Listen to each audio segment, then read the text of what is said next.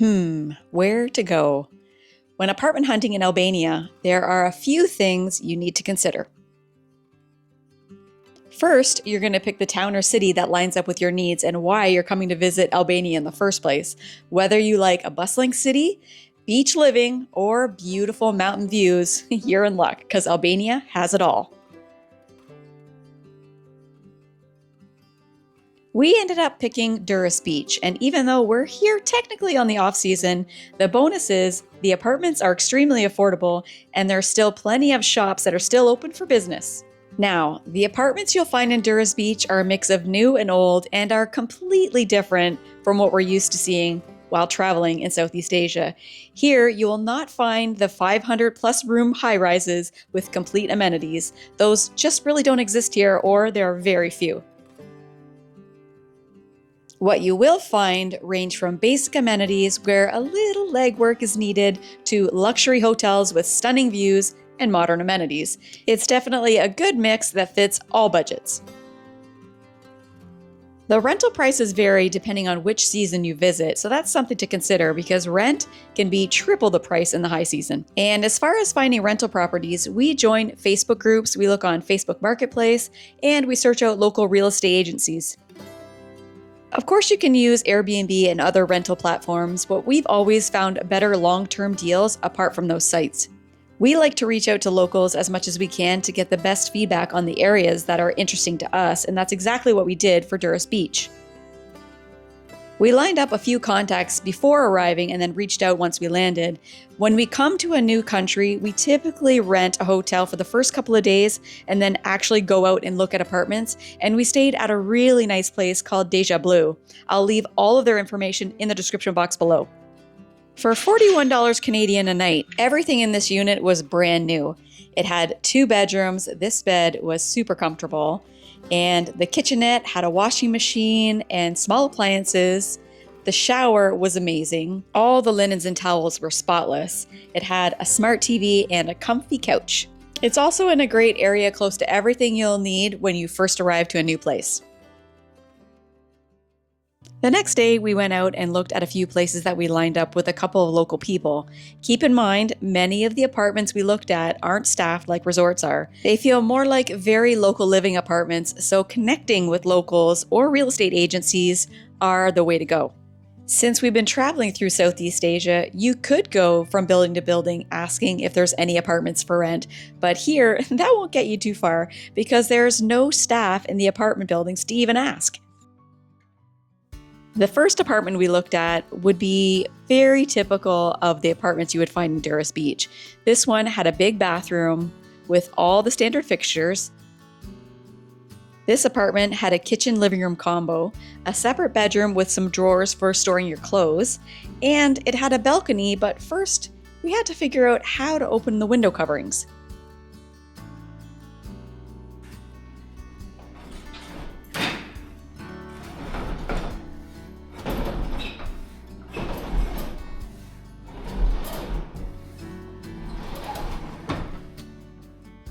The balcony was big and spacious, and it had views of the water.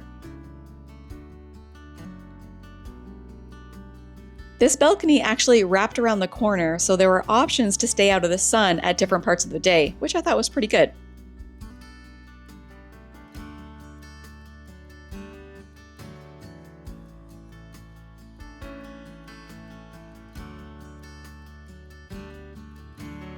It also came with a washing machine, much different than I'm used to from back home. For those that are watching from North America, you know exactly what I mean.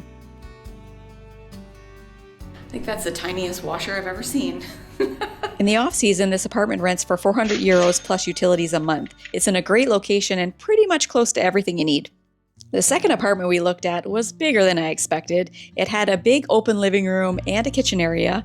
It came with all the basic kitchen necessities, and it had a huge bathroom. There's a dance floor in here. That included a washing machine and all the standard fixtures. There was a separate bedroom. These are called 1+1s here in Albania, and it had a wardrobe to hang clothes. There was also access to the balcony from the bedroom and the living room.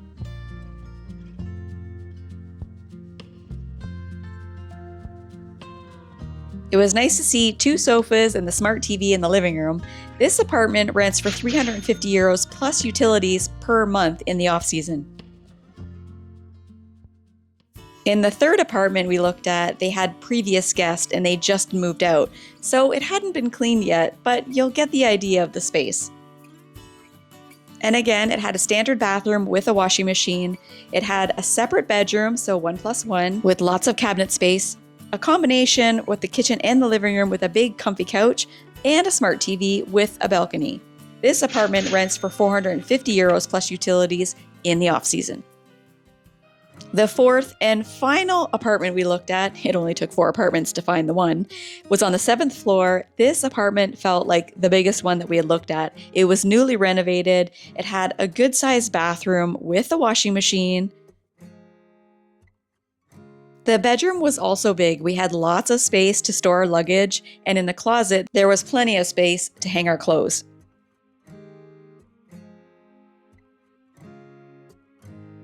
It had a good-sized balcony, plenty of room for 2 people to sit out and dry clothes. And to the right, you could see water views, and to the left, there were mountain views. It was perfect.